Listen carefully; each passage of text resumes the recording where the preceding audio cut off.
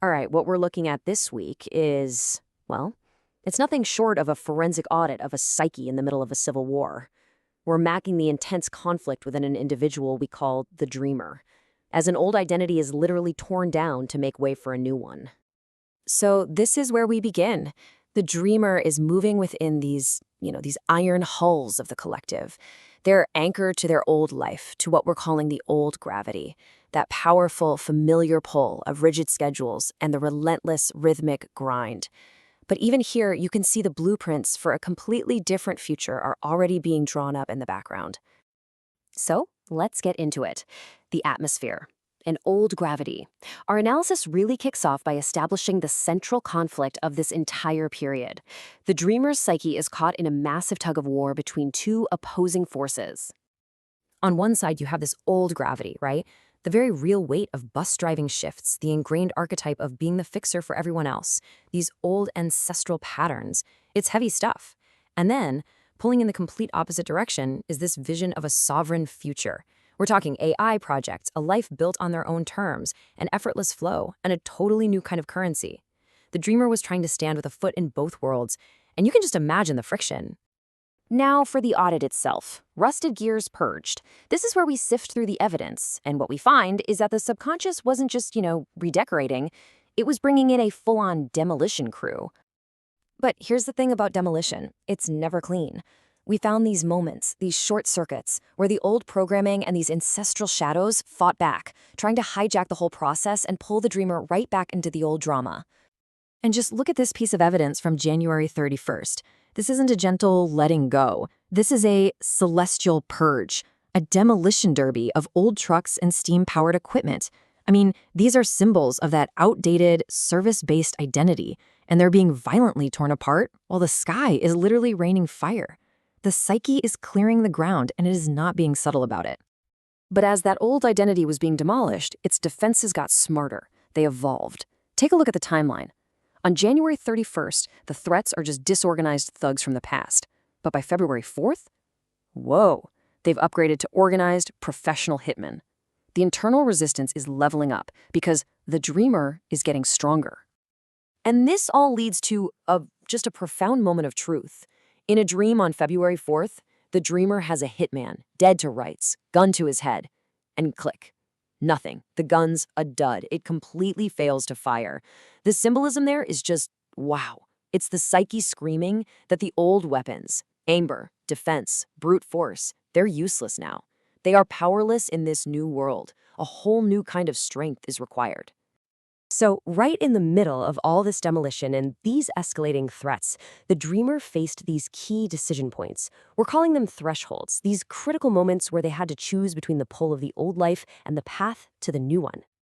And the central question at every single one of these thresholds is the same, isn't it? Was this a portal forward, a gateway to the next level, or was it just a trap designed to halt all progress? Well, let's look at the forensic analysis because the data doesn't lie. First, at the coastal pipe, they're faced with turbulent water, chaos. But they find a new way to stay balanced right over the top of it. Verdict? Portal. Next, the mistaken Uber, a huge one.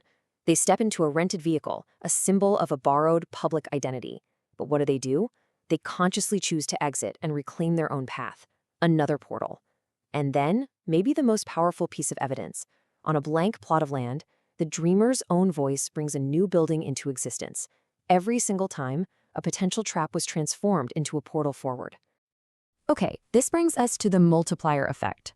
We've seen the old tools fail, so now let's look at the flip side. Let's examine the new tools of the sovereign future, the ones that created effortless exponential growth.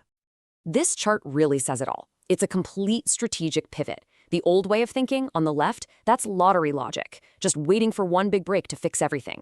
But the new way, on the right, is a generative model. We see this on February 1st, when the dreamer decides to reinvest financial gains not to patch up the old life, but to fund the new one. It's a massive shift from hoping for money to creating a continuous flow. And this new strategy, it produced immediate, exponential results. A new workflow tripled created output. Expanding into a new language created so much traffic it crashed the servers. I mean, that's the best kind of problem to have, right? New AI tools were built not just for labor, but to improve mindset. Each tool multiplied energy instead of draining it. Which brings us to our final verdict.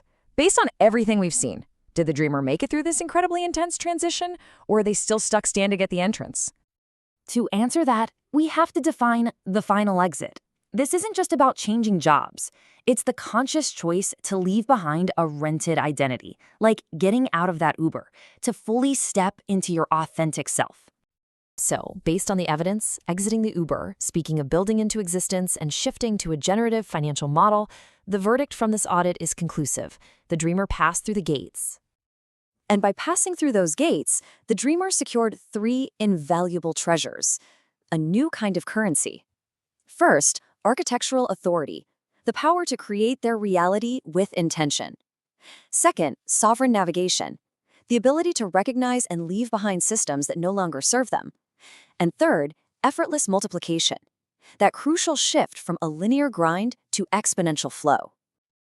And so our analysis comes to a close, but it opens up a far more compelling question. The old world has been cleared away, the old architecture is ash, and the gates to a new territory have been opened. The question now is, what new life will be built upon this foundation? If this week's mapping of the collective dreamscape resonates with your own story, or if you're just interested in seeing more, leave a comment below with your most vivid anchor from the week. And look, to stay aligned with the upcoming cycles, and trust me, you are not going to want to miss what happens next, make sure you like this analysis and absolutely subscribe to the channel. It is the best way to stay in the loop. We continue the audit in the next moon,